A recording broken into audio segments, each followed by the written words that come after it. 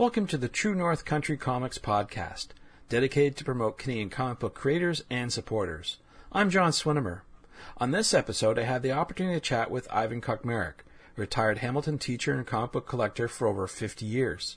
It's Ivan's love of comic books, especially Canadian comic books, that led to this conversation. Ivan's Kickstarter project, Heroes of the Homefront, will represent more than 300 pages of the history of Canadian comics in the World War II era from Bell Features, artists, and over 150 pages of original art. I first met Ivan at Fan Expo 2017 for his panel about this project. Our conversation provides some background about the project while Ivan gives his insight about why few Canadians have even heard of this valuable Canadian history. But before we begin, I encourage you to like this podcast on iTunes and definitely check out the TrueNorthCountryComics.com website. Like us on Twitter, Facebook, and Instagram, and discover a lot more information about Canadian comic book creators and supporters. So without further ado, let's continue with the podcast and Ivan and his discussion about Heroes of the Homefront. Well, welcome, Ivan. Thank you very much for joining me for this interview. I appreciate your time. Oh, you're welcome, John. Good. So the reason for our meeting and chatting is about your big project that you have on the go called Heroes on the Homefront. And I'm wondering if you could tell me a little bit more about that. Oh, for sure. Well, I spent 25 years as a high school teacher in Hamilton, and I retired in 2012. So I tried to figure out a retirement project that would hold my interest and be something I felt I could contribute to. And it took me a few months, and I decided, since I was a comic collector all my life, over 50 years, I decided to look at comics. And the thing that interested me most in the comic field, I'd stopped collecting since buying off the rack and following comics really closely. About 1975, 76, I still dabbled, but I stopped doing that. And I tried to figure out what most interested me at the time when I retired, and it was these old Canadian comics that hardly anybody knew anything about. When you mention them to people, they don't realize that they even existed during the Second World War.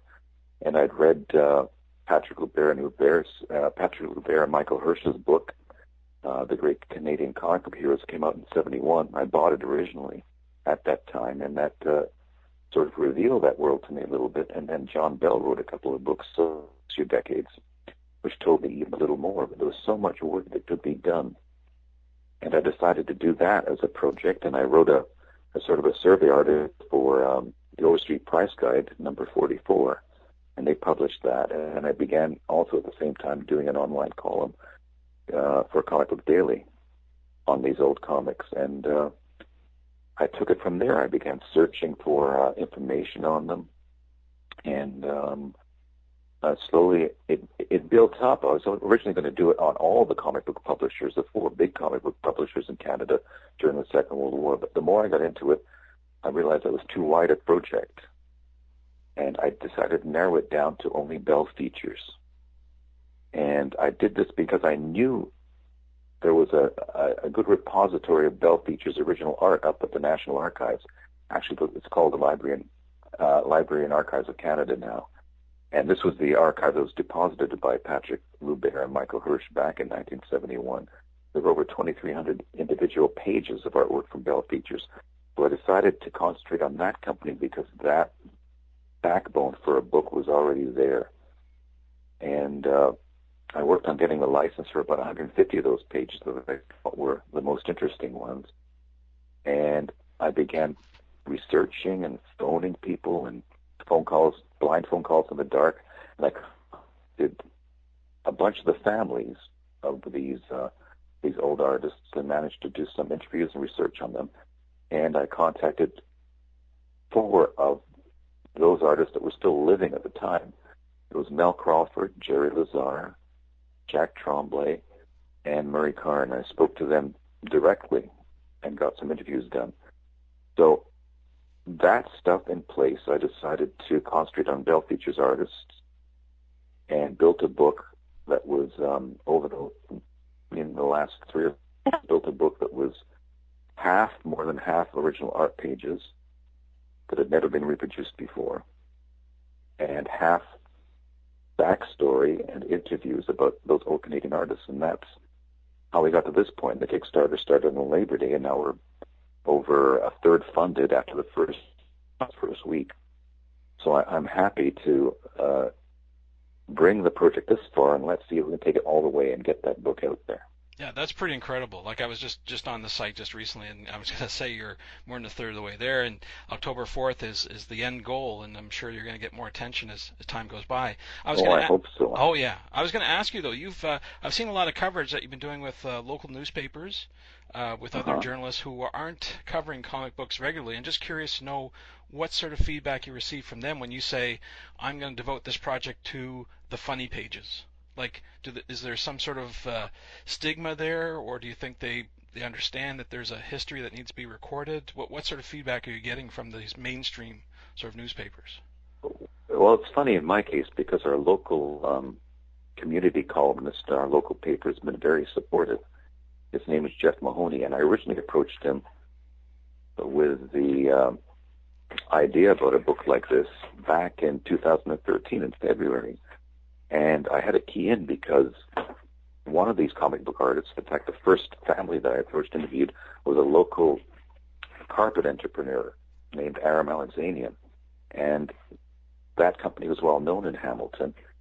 And in fact, the current main office for the company and main store is just right across the street from our local newspaper building, the Hamilton Spectator building. And since people knew about Alexanian, and he was a large figure in our community. You see his ads on TV all the time over the last few decades. That was an interesting in, and Jeff was happy to do the article. And since then, we've done 2 or 3, and he's been very supportive because of that way we started out. And being a local teacher, too, a retired teacher, I was a small community figure that was interested in these comics. And I always tried to emphasize the Canadian side of these comics, and the paper through Jeff bought into that. That's pretty cool.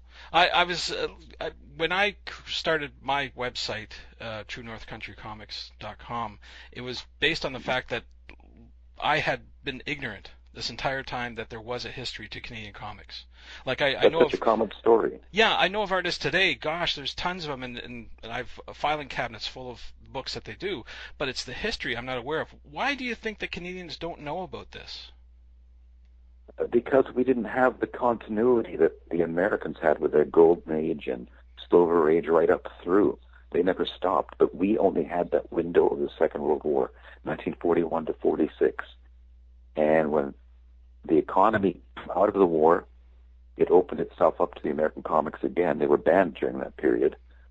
And they came in and just like a tidal wave swept the Canadian comic book companies off the field. And there was never anything really except functional and government comics in those decades right up to Captain Canuck in 1975 and Orb magazine in 1974. There was not that continuity. And that was lost in the land of the mists, that earliest first Canadian comic book period. And we have to really fight to recover that again, and that's what I'm trying to do. That's interesting that you mentioned Captain Canuck. It sounds like there's a treasure trove of historical figures that could be revived for this generation, do you think? Yeah, and I think that Chat House, who is presently publishing Captain Canuck, has begun doing that with freelance, and I think it wants to do more. I think it has plans for printing a sort of omnibus of all these heroes and trying to get every comic book reprinted that came from that period in Canada with heroes and everything in it. And so there is that interest in Chapter House anyway. That's pretty cool. Yeah, speaking of that, I remember just recently at Fan Expo, that's where we met, you had the great fortune of having Gerald Lazar there, one of the artists who is represented quite well in this book that you're working on. Would you say that there needs to be a little bit more attention to some of these professionals who had started this before they leave us, so to speak, that we need to focus more attention? Yeah, well, there's not many left, and I know Gerald's got an award from the Doug Wright Award with Jack Tremblay back in 2014, and he and Tremblay have been honored for Schuster Awards, so they're getting those honors. But I think we should recognize, given how comics have become such a big part of our pop culture, that we had the whole world of these comics back in the Second World War, and that has contributed, whether we know it or not, to our Canadian identity and how we've grown since that time as a country, and to our idea of comic books and pop culture.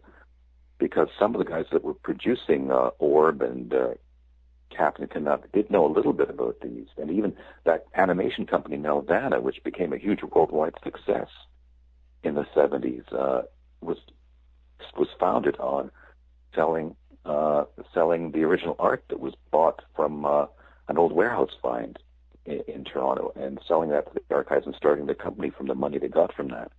So there is, people will find out more about it, there is a heart of cultural information that has affected us in terms of our comic book history that is going to come out more and more. It sounds like you're doing some great work there, and I think that people need to discover this and find out for themselves, and I think this is a great project. One thing I want to mention, John, is Sure. Canada has a lot of, in fact, North America and Europe, everything, the study of comic books at universities and comic book culture and comic book literature has just expanded over the last decade. And you've got courses almost at every university on art history and comics and sociology and comics. But I don't think there is one course in Canada at the post-secondary level on the history of our own comics. And that's what I'm hoping will change, and people will start looking at our own comics. Everybody looks at American comics, but nobody is looking at our own comics. No, that's very true. In fact, there was another project that was just completed about the history of Nelvana. You mentioned that before, and I think if memory serves me correctly, that character is older than Wonder Woman as a Canadian hero. Yeah, a few months. Now, it wasn't actually a history of Nelvana. It was a reprint of all the Nelvana stories with a little bit of an introduction. But something that's happened over the last 3 or 4 years as well, a lot of reprints. There's Nelvana, there's Brock Windsor, there's Johnny Canuck, there's a Mr. Monster, Doc Stern one coming out through Chapter House as well. They're adding to all this awareness that we have for comic history in Canada, and that can do nothing but good for our own pop culture at the moment. That's tremendous. So what's next for you? I know that you mentioned Fan Expo. What's next to get you to the next level, get this project funded? Well, the Kickstarter is a big thing, and I'm going to be at Forest CityCon at the end of September 23rd, with a table promoting the book and just doing a couple promotions here and then, probably Hamilton Con as well, at the end of September.